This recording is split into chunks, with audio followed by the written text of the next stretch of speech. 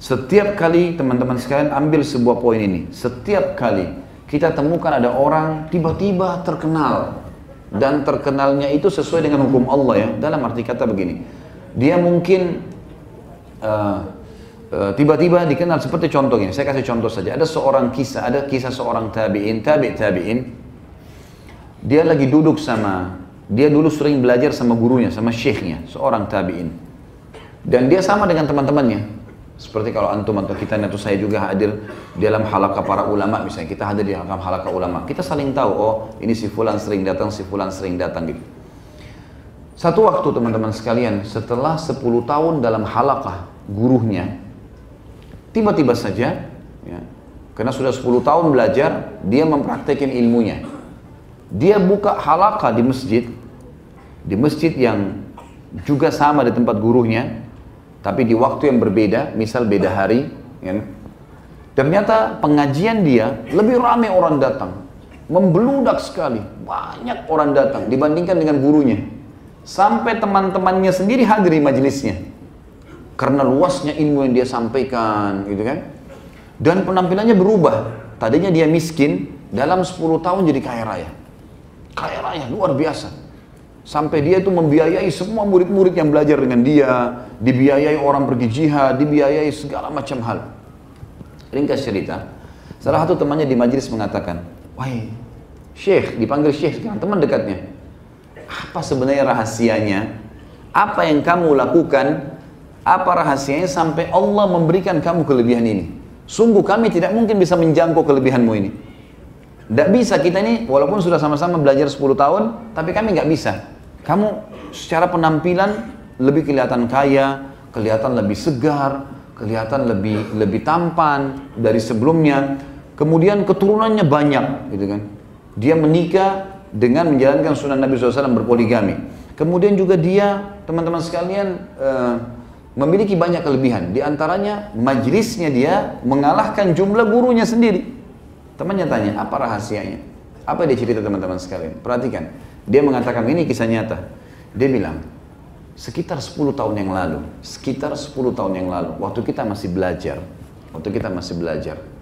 satu waktu, pernah waktu kalian sudah bubar semua, maka saya duduk di majelis syekh kita. Lalu sementara saya lagi punya banyak pertanyaan yang saya ingin tanyakan, karena awal-awal belajar, tiba-tiba ada seorang laki-laki yang kelihatannya tampan, putih, badannya kekar. Kelihatannya orang ini ada juga bekas kekayaan, tanda kekayaan. Dari pakaiannya, dari penampilannya. Dia mendekati syekh kita, lalu dia berkata, syekh, saya mau minta. Waktu itu orang bilang imam, wahai imam, saya mau minta dari anda jodoh buat anak perempuan saya. Jodoh buat anak perempuan saya. Maka saya minta anda yang tunjuk. Kata syekhnya, balik ke arah saya, kamu mau menikah? Dia bilang, iya syekh. Karena memang dia belum menikah. Dan kata orang ini, saya melihat penampilannya orang ini, saya sudah bayangkan anaknya paling tidak seperti dia.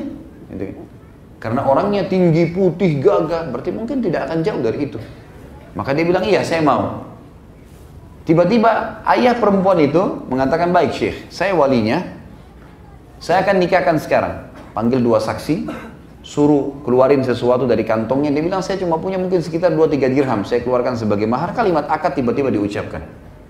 Udah selesai akad nikah, spontan terjadi begitu. Kata mertuahnya sekarang, ikutlah sama saya ke rumah. Kata orang ini, saya ikut ke rumahnya. Rumahnya sangat besar, luas, kaya raya, kelihatan mewah. Saya begitu bahagia membayangkan itu. Berarti saya akan tinggal di rumah semewah ini. Tadinya saya tinggal di sebuah rumah gubuk kecil, orang miskin gitu kan. Dia bilang, kemudian saya masuk ke ruang tamu dengan dipan-dipan yang empuk, ruangan yang wangi. Saya betul-betul pada saat itu berbunga-bunga, gitu kan. Kemudian dia bilang, mertua saya mengatakan, tunggu sebentar, saya akan persiapkan istrimu. Lalu dia masuklah ke dalam, kemudian setelah beberapa saat dia keluar, dia mengatakan, ini ruanganmu, dibawa, istrimu ada di dalam. Apa yang dia bilang teman-teman? Waktu saya masuk ke dalam, dan saya menemui istri saya, demi Allah, di dalam diri istri saya itu, ada lebih dari 10 aib. 10 aib, yang 10 aib ini satu saja sudah cukup untuk saya tidak tinggal bersama dia. Matanya rusak, telinganya tuli, ya, rusak kulitnya rusak, sebagian-bagian kepalanya rambutnya rontok, badannya lumpuh, kakinya nggak bisa jalan, ada 10 aib. Satu saja sudah cukup membuat saya tidak bisa bertahan jadi suaminya. Spontan saya mengatakan saya mau ceraikan. Maka perempuan itu sambil merangkak memegang kaki saya dan berkata, tolong jangan ceraikan saya. Walaupun kau tidak menyentuhku, biarkan aku punya status suami, sehingga aku meninggal bisa mendapatkan surga dari ridho suamiku. Mendengarkan kalimat tersebut, aku teringat sabda Nabi SAW, kalau wanita meninggal, gitu kan, dengan ridho suaminya, maka dia akan masuk surga. Maka dia bilang, saya bertahan 10 tahun, tidak ada yang tahu kalau istri saya seperti itu. Bertahan. Melihatnya saja sudah menjadi sebuah beban jiwa. Dia bilang, saya bertahan. Subhanallah, baru saja dia bilang tahun ini, tahun ke-10, istri saya meninggal dunia. Pada saat dia meninggal, Allah yang maha tinggi dan maha pemurah membukakan untuk saya dunia ini. Di depan mata saya tiba-tiba saya dapat modal, saya bisa bisnis, saya usaha. Mertua saya meninggal, semuanya terwariskan, diberikan kepada saya, dihibahkan kepada saya sebelum meninggal. Pada saat sudah dihibahkan dia meninggal, maka tidak ada masuk, karena tidak ada warisan. Anaknya cuma anak perempuan tadi yang cacat itu. Kemudian dia bilang, saya jadi kaya raya tiba-tiba. Kemudian saya tiba-tiba entah bagaimana, saya begitu memiliki pemahaman yang sangat luas. Apa yang saya pelajari 10 tahun dari guru kita ini, semuanya melekat. Sehingga saya bisa membuat pengajian, dan seperti kamu tahu, banyaknya orang datang ini justru setelah cobaan itu datang. Lihat efek daripada balasan teman-teman sekalian. Kadang-kadang, Allah subhanahu wa ta'ala ingin meninggikan derajat seseorang. Tapi, dia nggak bisa sampai itu, kecuali ada cobaan dulu. Baik di dunia maupun di akhirat. Tadi salah satu contohnya saja. Kalau di akhirat teman-teman, ada derajat mungkin di surga, harus kita 100 tahun sholat malam, 100 tahun puasa, 100 tahun baca Quran. Tapi umur kita cuma 60. Tapi Allah mau kita sampai ke derajat itu, bagaimana caranya? Kita diuji dengan penyakit 10 tahun. Kita diuji dengan susahnya hidup. Minta-minta sama orang mungkin, mengemis. Gitu kan. Dan beragam macam cobaan. Tapi satu jawaban teman-teman, selama kita berada di rel agama yang benar, maka pastikan kita tetap akan berada di jalan yang benar. Dan juga tetap kita makan, tetap kita minum. Cuman ada cobaan yang sedang berlalu. Dilalui dengan satu kalimat rahasia, yaitu sabar.